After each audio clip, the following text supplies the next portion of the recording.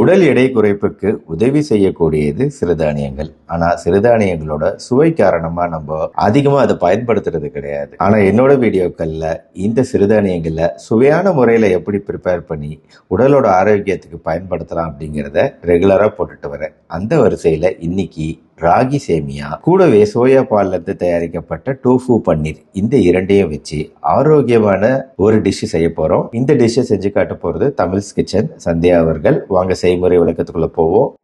வணக்கம். இந்த வீடியோவில் ராகி சேமியாவில் சோயா பால்ல இருந்து எடுக்கப்பட்ட பன்னீர், அதாவது டோஃபுன்னு சொல்லுவாங்க இல்லையா, அதை போட்டு ஹெல்த்தியாக எப்படி ஒரு ராகி பன்னீர் சேமியா செய்கிறதுன்னு தான் பார்க்க போகிறோம்.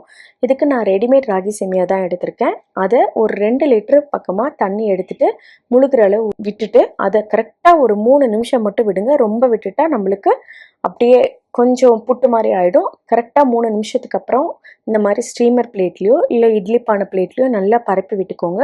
நான் இங்கே இட்லி பானையில் ஆல்ரெடி கொஞ்சமாக தண்ணி ஊற்றி நல்லா கொதிக்க வச்சுருக்கேன். அதில் நாம் ஊற வச்சுருக்க ராகி சேமியாவை இதில் வச்சுக்கிறோம்.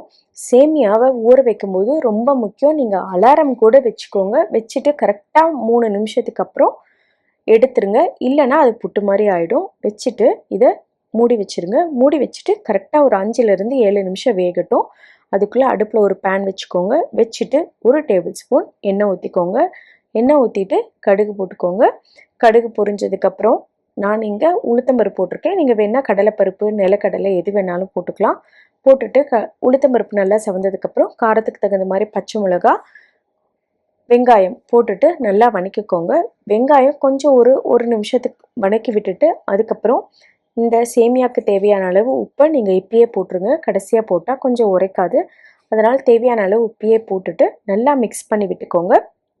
வெங்காயம் நல்லா வணங்கட்டும். வணங்கினதுக்கப்புறம் நம்ம இங்கே வேக வச்சுருக்கோம் இல்லைங்களா ராகி சேமியா, அதை போட்டுக்கிறோம். போட்டுட்டு இதில் நான் கொஞ்சமாக எடுத்து வச்சுக்கிறேன் இனிப்புக்காக. எடுத்துட்டு அதை தனியாக வச்சுட்டு மீதியை மட்டும் போட்டுட்டு மிக்ஸ் பண்ணிக்கிறேன். நல்லா மிக்ஸ் பண்ணி விட்டுக்கோங்க. இப்போ எல்லாமே நல்லா மிக்ஸ் ஆனதுக்கப்புறம் உங்களுக்கு வேணும்னா இதில் கொஞ்சமாக நீங்கள் எலுமிச்சம்பழம் புழிஞ்சிக்கலாம், இல்லைனாலும் விட்டுறலாம். இதில் இன்னும் கொஞ்சம் ஹெல்த்தி ஆக்கிறதுக்கு நம்ம இதில் துருவன கேரட்டை அப்படியே பச்சையாக போட்டுக்கிறோம். இந்த மாதிரி சோயா பன்னீர் டோஃபுன்னு நம்மளுக்கு கடையில் கிடைக்கும் எல்லா சூப்பர் மார்க்கெட்லேயும். அதை இந்த மாதிரி திருப்பி போட்டுக்கோங்க. ஏன்னா அதை சாப்பிட முடியாது நம்மளுக்கு, கொஞ்சம் அந்த சோயா பாலோட ஸ்மெல் வரனால இந்த மாதிரி மிக்ஸ் பண்ணி கொடுத்துட்டிங்கன்னா குழந்தைங்க ஈஸியாக சாப்பிட்ருவாங்க. இதில் அவ்வளோ ஹெல்த் பெனிஃபிட் இருக்குது. அதனால் கண்டிப்பாக இந்த சோயா பன்னீர் கிடைக்கும் போதெல்லாம் குழந்தைங்களுக்கு கொடுங்க. கடைசியாக இதில் கொத்தமல்லி தழை தூவி இறக்குனா ஹெல்த்தியான டேஸ்டியான ராகி பன்னீர் சேமியா ரெடி. அவ்வளோதான். இது இனிப்பு செய்கிறதுக்கு கொஞ்சமாக இதில் நாட்டு சர்க்கரை போட்டுட்டு ஏலக்காய் போட்டுட்டு, ஏலக்காய் தூள் வேணும்னா வாசத்துக்கு போட்டுக்கலாம், இல்லைனாலும் விட்டுடலாம். தேங்காயும் போட்டுட்டு நல்லா மிக்ஸ் பண்ணி விட்டுட்டா அவ்வளோதான். ஸ்வீட் ராகி சேமியாவும் ரெடி, ராகி பன்னீர் சேமியா காரமும் ரெடி. நீங்கள் வேணும்னாலும் பன்னீரை க்யூபாக இந்த மாதிரி கட் பண்ணிவிட்டு உப்பு மிளகாத்தூள் போட்டுட்டு ஷேலோ ஃப்ரை பண்ணி கூட மிக்ஸ் பண்ணிக்கலாம். ரொம்ப டேஸ்ட்டாக இருக்கும். ட்ரை பண்ணி பாருங்கள். பார்த்துட்டு எப்படி இருந்ததுன்னு சொல்லுங்கள். தேங்க்யூ. இன்ட்ரெஸ்டிங்கான இந்த டிஷ்ஷை ஒரு முறை ட்ரை பண்ணி பாருங்கள். பிடிச்சிருந்துச்சுன்னா ரெகுலராக ஃபாலோ பண்ணுங்கள். இந்த டிஷ்ஷு செய்கிறத ஃபாலோ பண்ணுங்கள். நம்ம சேனலையும் ஃபாலோ பண்ணுங்கள். இது வரைக்கும் சப்ஸ்கிரைப் இல்லைனா சப்ஸ்கிரைப் பண்ணிக்கோங்க நம்ம சேனலை. மறுபடியும் நாளைக்கு பார்ப்போம். நன்றி, வணக்கம்.